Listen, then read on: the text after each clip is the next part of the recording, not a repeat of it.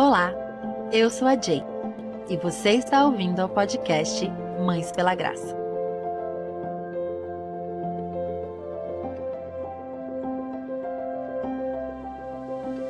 Esta é a série Fé Cotidiana, encontrando Deus na rotina da maternidade.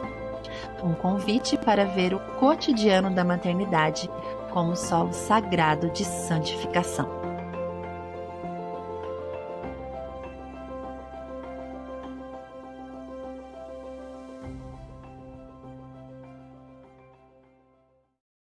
Olá, querida mãe pela graça, seja bem-vinda a mais um episódio aqui da nossa série Fé Cotidiana. Gente, essa série tem sido tão gostosa de produzir e confesso que tem me confrontado em alguns aspectos. Então, fica também meu agradecimento a vocês aí, né, que sempre me encorajam a continuar isso aqui. Vocês sabem, né, que no último ano eu tenho tido muitos desafios, né? Quem acompanha aqui já sabe, todas nós temos desafios, né? Não sou diferentona, não. Mas no sentido de que às vezes rola uma dúvida, assim, né? Um questionamento diante do Senhor de continuar e de permanecer mesmo gravando e tal. E eu sou sempre muito confrontada enquanto eu produzo as coisas aqui para vocês, seja no Instagram, ou no podcast, ou nas nossas interações. E isso contribui demais, assim, para minha edificação. Então, a todas vocês que têm me encorajado aí a continuar, saibam que o Senhor tem usado a vida de vocês. Quantas vezes eu penso assim, nossa, acho que essa vai ser a minha última série aqui. E aí, na semana que eu tô assim, repensando algumas coisas, eu recebo mensagens de ouvintes dizendo, nossa, não para, continua. E eu sei que é o Senhor falando comigo, enquanto Ele quiser. E Ele também confirma isso de outras formas, né? Mas saibam que vocês têm sido muito usadas.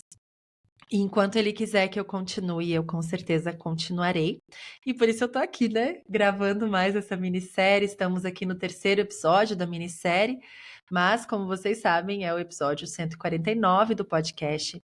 E dentro dessa minissérie, a gente está trabalhando aí coisas do nosso cotidiano que podem realmente ser usadas por Deus para a nossa santificação. E o tema de hoje, queridas, é alimentar. Será que isso faz parte aí do nosso dia a dia, da maternidade? Não há dúvidas de que faz sim, né? Eu tenho certeza de que desde o momento que você se tornou mãe, não teve um dia que você não pensou: o que essas crianças vão comer hoje? Eu acho que a gente só para de pensar nisso quando os filhos realmente ficam, né, emancipados, né? Quando eles se tornam adultos. Aí chega, né? Aí eles têm que se virar aí para comer. Mas até lá, gente, enquanto eles estão aí sob a nossa responsabilidade, enquanto eles não têm autonomia para comprar a própria comida, a gente tem que trabalhar aí para pensar na alimentação dessas crianças, né? Quando eles nascem, gente, esse é um tema assim que com certeza gera aí muita ansiedade no coração da maioria das mães, que é como essa criança vai ser nutrida, né? E aí, né, a maioria de nós tem aquela dificuldade ali, né, para as mães por via biológica, né? A gente tem aquela dificuldade para amamentar e tal. Até as mães por via de adoção, eu já ouvi muitos relatos, né, que a criança vem com certos hábitos ou certa seletividade, certa resistência, aí também é um tópico que pode gerar ansiedade aí na alimentação das crianças. Enfim, gente, esse é um tema que faz parte do nosso dia e faz parte do nosso dia pelo menos 3 vezes por dia. Mas geralmente é 5 vezes por dia, né? Aqui em casa eu preciso pensar sobre isso 5 vezes por dia, que é café da manhã, lanche da manhã, almoço, lanche da tarde e jantar. Sei que em algumas casas ainda rola mais um lanchinho depois da janta, né? E daí são 6 vezes. Ou seja, gente, a gente pensa sobre isso, não tem jeito, por mais que a gente se planeje. É um tópico aí da nossa vida. E será que tem algo de espiritual nisso? Será que tem algo aí que o Senhor quer trabalhar na nossa vida? Eu acho que sim. E é sobre isso que eu quero conversar com vocês. Parece tão simples, né? Mas entre pratos, panelas, mamadas, alimentar, gente, é muito mais do que uma tarefa física. É um ato espiritual, sim, que revela para nós mães o cuidado de Deus e nos chama também a confiar nele. Então, nós vamos olhar juntas hoje para como a Bíblia nos ensina sobre o alimento como provisão, a mesa como um lugar de fé e comunhão, e o cuidado com o corpo também, como espiritualidade, e até como a amamentação se torna um lugar sagrado de santificação. Então, vamos falar um pouquinho, gente, sobre o alimento como provisão de Deus, para começar, né? Desde o início da história, a gente vê isso, da história humana, né? Que começa lá em Gênesis 1. A gente vê que o alimento, ele é um presente de Deus, né? Gênesis 1, 29 diz o seguinte: Então disse Deus: Eis que lhes dou todas as plantas que nascem em toda a terra e produzem sementes, e todas as árvores que dão frutos com sementes, elas servirão de alimento para vocês. Deus já nos presenteou com o alimento desde o início da criação. Então, o alimento, ele é a expressão do cuidado de Deus, da generosidade de Deus. Isso é tão precioso. Às vezes a gente fica olhando assim, né, para variedade de frutas, né, para variedade de alimentos que a natureza nos dá e fica pensando assim, gente, Deus não precisava ter feito tanta coisa diferente, né? Ele podia ter feito bem menos. Mas olha quanta generosidade, quanta bondade, né? E claro que isso tudo também é uma forma de mostrar a glória dele para nós, né? Uma revelação da sua glória. Quanto cuidado ele teve em tudo isso, sabe? Cada detalhe, né? Às vezes eu convido as crianças a observarem, sabe? Gente, olha esse morango, que coisa mais linda, né? Olha só cada detalhe dessa fruta, como ela é por fora, como ela é por dentro. Deus quis que fosse assim. Olha que coisa mais linda, né? A gente pode observar o cuidado de Deus quando a gente olha para a alimentação que ele proveu para nós, né? E o salmista também reconhece isso lá em Salmo 104, nos versículos 14 e 15, que diz o seguinte: Faz crescer o pasto para o gado e as plantas que o homem cultiva para da terra tirar o alimento, o vinho que alegra o coração do homem, o azeite que lhe faz brilhar o rosto e o pão que sustenta o seu vigor, né? Mostrando aqui a alegria, o brilho, o sustento que vem daquilo que o Senhor nos dá pela sua criação. E no Novo Testamento, Jesus já aponta para a gente que ele é o quê? O pão da vida, né? Ele declarou isso.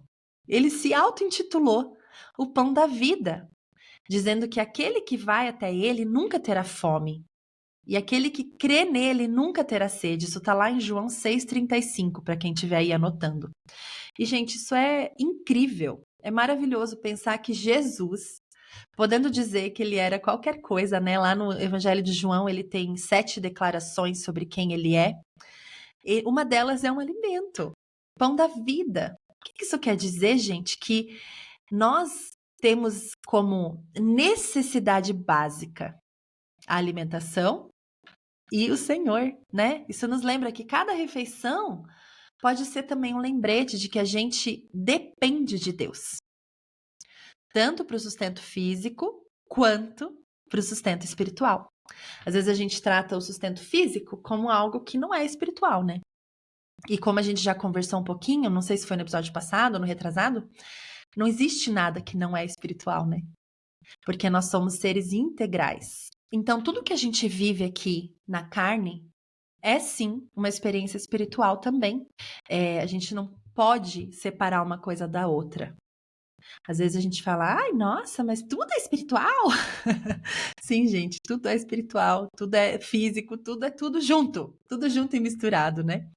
Então, quando a gente serve algo para os nossos filhos, seja o leite através da amamentação, seja um alimento na mesa, seja no restaurante que a gente leva a nossa família, seja pedindo uma marmita, né? Eu sempre falo isso porque a gente não pode negar que existem rotinas que nos fazem depender desses serviços e glória a Deus por eles, né? A gente pode se lembrar, Senhor, assim como esse alimento sustenta o nosso corpo, o Senhor é aquele que sustenta a nossa alma. E glorificar Ele pela sua criação, por aquilo que Ele nos deu, reconhecendo sua bondade e sua generosidade. Só aí a gente já tem muita coisa para praticar em relação à alimentação da nossa família. Além disso, gente, a gente pode passar a olhar para a mesa da nossa família como um lugar de fé e comunhão. Que precioso é estar ao redor da mesa com a nossa família. Aqui já saindo um pouco dos bebês pitiquinhos, né? Mas pensando realmente sobre esse hábito de nos sentarmos ao redor da mesa. E eu sei, gente, que cada uma de nós vive circunstâncias muito diferentes e talvez a gente não consiga fazer isso 3 vezes por dia, né? Quem dirá 5. Mas será que pelo menos uma vez por dia a gente não consegue colocar a nossa família ao redor da mesa? Incluir esse hábito de fé e comunhão dentro do nosso lar. Eu acredito que o Senhor nos chama, sim, para viver essa experiência. A Bíblia diz mesmo, né, como a mesa é um lugar de revelação e de encontro. Lá em Lucas 24, né, depois da ressurreição, numa das suas aparições, Jesus, ele vem e ele se senta à mesa, né? E olha só que incrível, eu acho tão lindo esse trecho de Lucas, que lá nos versículos 30 e 31 do capítulo 24 diz assim: Quando estava à mesa com eles, tomou o pão, deu graças, partiu-o e deu a eles. Então, os olhos deles foram abertos e o reconheceram, e ele desapareceu da vista deles. Após Jesus se assentar com eles, tomar o pão, partir, né, dar graças, oferecer, alimentar os seus discípulos na mesa, foi que os olhos dos discípulos foram abertos para reconhecer ele. E aqui, gente, eu vejo como é precioso esse assentar-se, esse desacelerar para estar juntos em comunhão. E quanta revelação pode surgir a partir desse encontro, um com o outro, né, da nossa família. Quanta coisa pode ser revelada ali. Quanta coisa pode ser aberta numa mesa que a gente compartilha, onde a gente escolhe parar tudo por alguns minutos, olhar um no olho do outro, reconhecer a provisão do Senhor ali na nossa frente e aí ter comunhão, né? Um lugar de renovação, de revelação, de abertura de olhos, né? Às vezes a gente precisa desse tempo com a nossa família para entender o que de fato está acontecendo, né? Às vezes a gente pega as crianças na escola ou, né, em algum lugar, passou o dia inteiro envolvida em tantas coisas e aí a gente quer no carro ter essa conversa e é importante, possível, a gente vai falar sobre isso mais pra frente nessa série, mas talvez ali não é o momento que a criança vai se abrir com você, né? Que vai te contar alguma coisa. E aí a mesa, de forma despretensiosa, quando os filhos veem que você tá ali junto com eles, disponível, eles conseguem te contar algumas coisas e as coisas podem ser reveladas a você. Lá em 1 Coríntios, Paulo também nos lembra que a mesa da ceia é um lugar de memória e esperança. Olha só, lá diz assim nos versículos 23 e 24 de 1 Coríntios 11, a Bíblia diz o seguinte, eu tô lendo na versão NVI, tá, gente? Pois o que eu recebi do Senhor, o que também lhes transmiti, que o Senhor Jesus, na noite em que foi traído, tomou o pão e, tendo dado graças, partiu e disse: Isto é o meu corpo, que é dado em favor de vocês. Façam isto em memória de mim. Essa mesa da ceia, gente, é um lugar para a gente se lembrar do sacrifício de Jesus. A gente pratica isso com as nossas igrejas locais, né? Mas lá na igreja primitiva, esse partir do pão à mesa era realmente uma refeição que eles faziam ao redor da mesa, né? Provavelmente isso não é possível na nossa atual rotina eclesiástica, né? Liturgia eclesiástica, mas assim, lembrar disso, que esse é o convite do Senhor, de estarmos juntos como corpo de Cristo, repartindo o pão, trazendo à memória aquilo que o Senhor fez. E desse lugar a gente tem esperança pelo que virá. E na prática, a mesa da nossa casa pode ser esse lugar também de lembrar do Senhor, de ensinar os nossos filhos sobre Jesus, um lugar de reconciliação, de acolhimento, de oração. Então, talvez você hoje não consiga pensar em fazer isso em todas as refeições. E mesmo se, né, aqui em casa nós fazemos isso no almoço, no café da manhã, almoço e jantar. Mas mesmo assim, nem sempre é com toda essa intencionalidade aí que eu tô falando, né? Às vezes é uma loucura mesmo. O caos, né? Mas tentar pelo menos que uma dessas refeições seja um pouco mais calma, mais tranquila, mais separada, para esse lugar mesmo de instrução, de acolhimento e de comunhão diante do Senhor. Escolhe aí uma refeição do dia que você consiga ser mais intencional com os seus filhos, né? De recebê-los nessa mesa, onde vocês vão de fato aquietar o coração, né? Para estar juntos. E claro, né, gente, como eu falei antes, a gente não tem como falar de alimentação sem falar do nosso cuidado físico, né? Porque a alimentação tem essa característica de nutrir, né? E cuidar do corpo também é algo espiritual. Paulo nos lembra lá em 1 Coríntios 6, acaso não sabem que o corpo de vocês é santuário do Espírito que habita em vocês? Que lhes foi dado por Deus e que vocês não são de si mesmos? Vocês foram comprados por alto preço, portanto, glorifiquem a Deus no corpo de vocês. E a gente faz isso também usufruindo da criação para se alimentar, né? Quando a gente pensa no cardápio da família, a gente pode buscar oferecer aquilo que Deus nos deu, cuidando da criação de Deus em nós e nos nossos filhos, né? E claro, por conta da praticidade, né, e da nossa correria, e eu não quero trazer aqui nenhum legalismo, sabe, gente, diante de nós, meu Deus, né, não entendam assim, mas a gente pode, sim, trazer para nossa consciência esse cuidado, né, da nutrição da nossa família, porque isso também é uma forma de demonstrar amor aos nossos filhos, e existem formas práticas da gente fazer isso também. Então, a gente não pode deixar de lado essa nossa responsabilidade, né? De nutrir os nossos filhos com aquilo que é bom, com aquilo que o Senhor nos deu, né? Deixar com que as frutinhas façam parte aí das nossas vidas, né? Diariamente. Eu mesmo, gente, antes de ter filhos, eu não tinha muito hábito de comer frutas. Né? Eu sempre gostei muito de comer salada, verdura e tal, mas eu não tinha muito hábito de comer frutas. E foi tão bom, depois que eu tive meus filhos, eu voltei a comer mais frutinhas, né? E por quê? Porque eu estava ali oferecendo para eles na introdução alimentar, né? A gente quer dar toda a variedade. E aí eu também comecei a comer mais frutas no dia a dia, né? E isso faz muito bem para a saúde, né? Com certeza. E não tem aqui um jeito certo de fazer isso, tá, gente? Não existe uma dieta correta, que é melhor que as outras. Não existe dieta bíblica. Vamos tomar cuidado, né? Com esse legalismo, às vezes, que é colocado sobre nós. Mas sim, trazer a consciência, a nossa responsabilidade de nutrir os nossos filhos, nossas famílias e a nós mesmas com aquilo que é bom, que faz bem para os nossos corpos, né? É algo que a gente precisa realmente pensar dentro desse tópico. E, gente, voltando um pouco na amamentação, né? Como amamentar é uma forma tão íntima, tão especial de alimentar os nossos filhos, né? E é claro, é muito cansativo, exige, né, uma entrega muito grande, né? Algumas noites mal dormidas, mas até a Bíblia fala, né, sobre como o amor de Deus é expresso dessa forma, igual uma mãe, né, que amamenta seus filhos.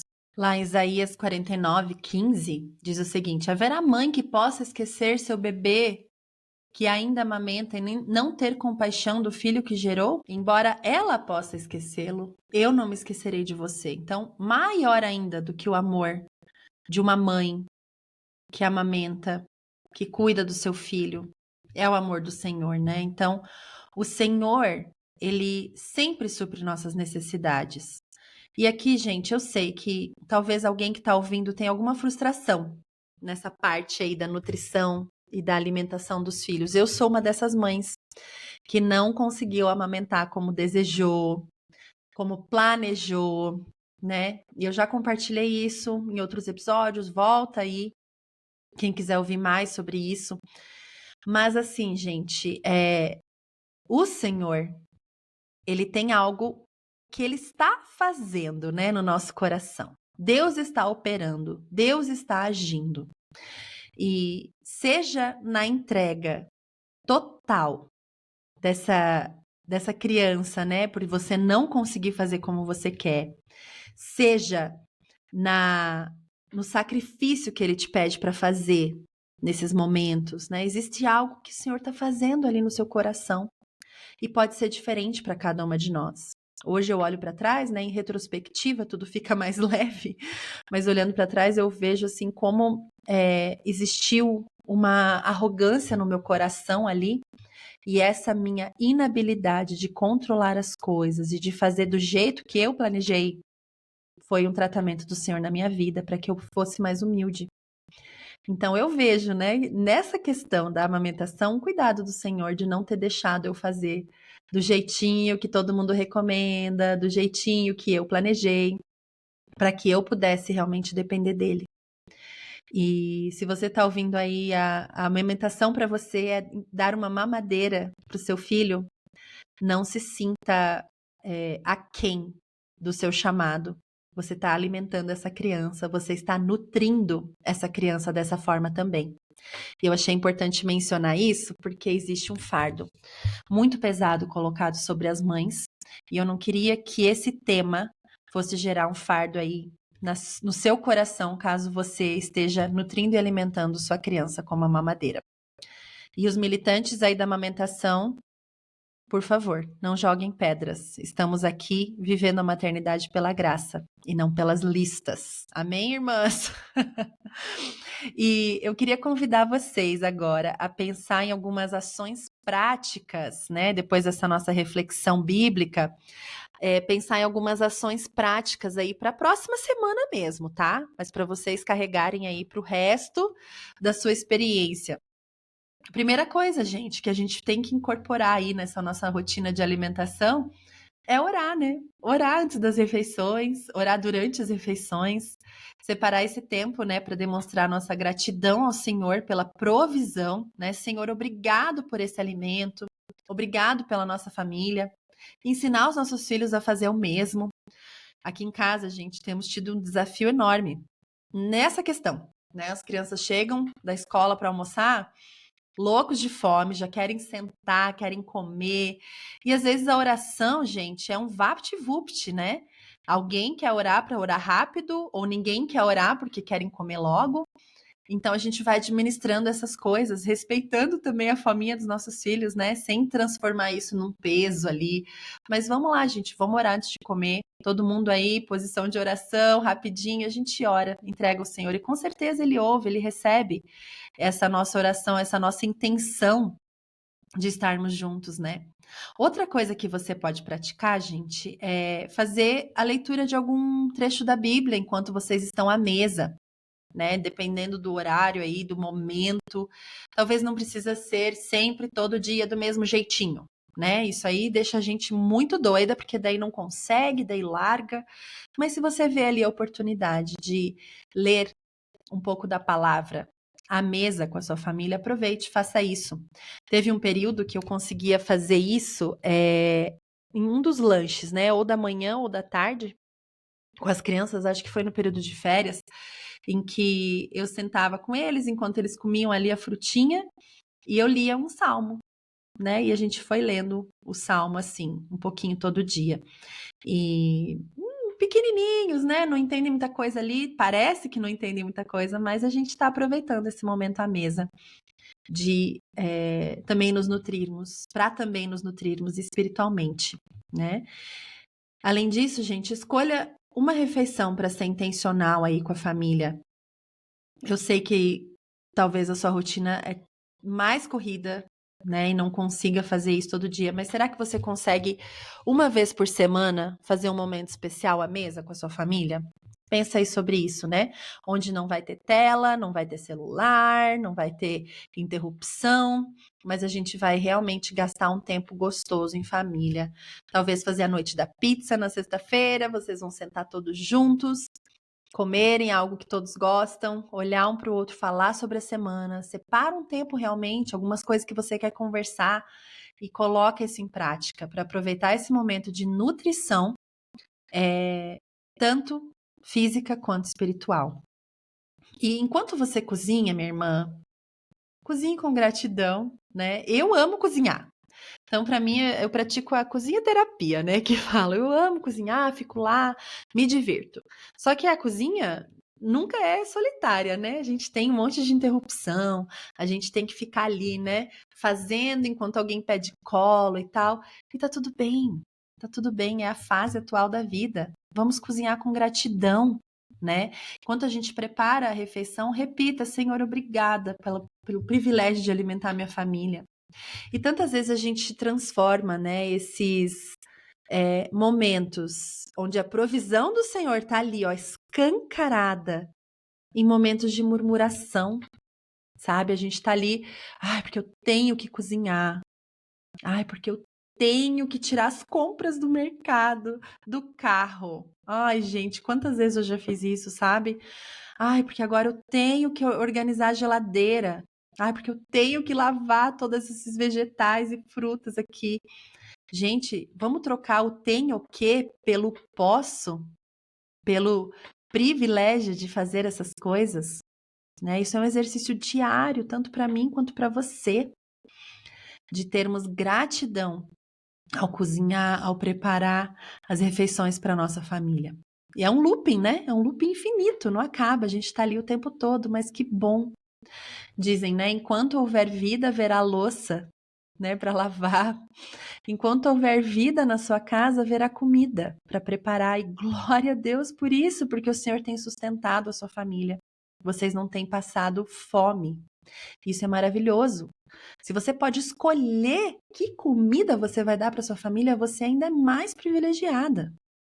E a gente precisa trazer isso de volta para nossa consciência. Outra coisa que você pode incorporar aí na sua semana, né, é tentar ser mais saudável aí nas escolhas para sua família.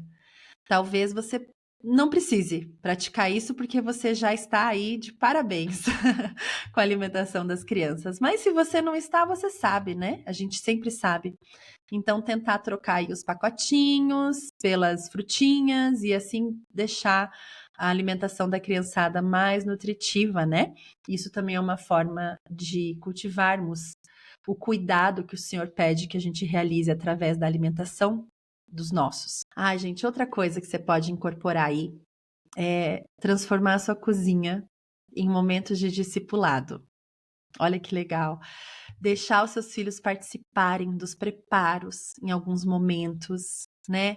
Falando sobre gratidão, generosidade, cuidado, serviço, né? Deixar os seus filhos participarem, servirem a família também. Às vezes pode até despertar aí o desejo de uma das crianças de cozinhar mais vezes, né? Esse dia eu estava falando com uma amiga que o filho dela de 10 anos já acorda, já prepara o café da manhã de todos. Olha que legal. Isso com certeza não foi cultivado só agora, né? Algo que ela já cultivou antes. E quando eles são menorzinhos, chamar eles para nos ajudarem na cozinha dá muito mais trabalho do que a gente simplesmente pegar e fazer. Só que para eles chegarem maiorzinhos, querendo participar, querendo servir a família, a gente precisa começar a cultivar agora. Então transforma o cozinhar nesse momento de discipulado, onde você chama os seus filhos para perto. Não precisa ser sempre, óbvio, mas em alguns momentos. Chamar eles para pôr a mesa, né, para servir um ao outro, para na mesa, né, a gente não sempre correr para ser o primeiro, né, mas servir um ao outro, honrar um ao outro. Então, esses momentos podem realmente ser momentos de discipulado aí na prática. E você, mãe, que está aí acordando de madrugada para alimentar seu bebê, seja com a amamentação ou com a mamadeira, né? Escolhe um versículo aí para você ficar meditando, né? A gente tem uns versículos lá no site, que são versículos para recém-mães. Você pode baixar gratuitamente, depois você dá uma olhada no site do Mães pela Graça. Coloca aí em algum lugar, escolhe um versículo para cada semana nessa fase da sua vida, repita esse versículo mentalmente, transforma esse momento num ato de intercessão silenciosa e você ou seu bebê.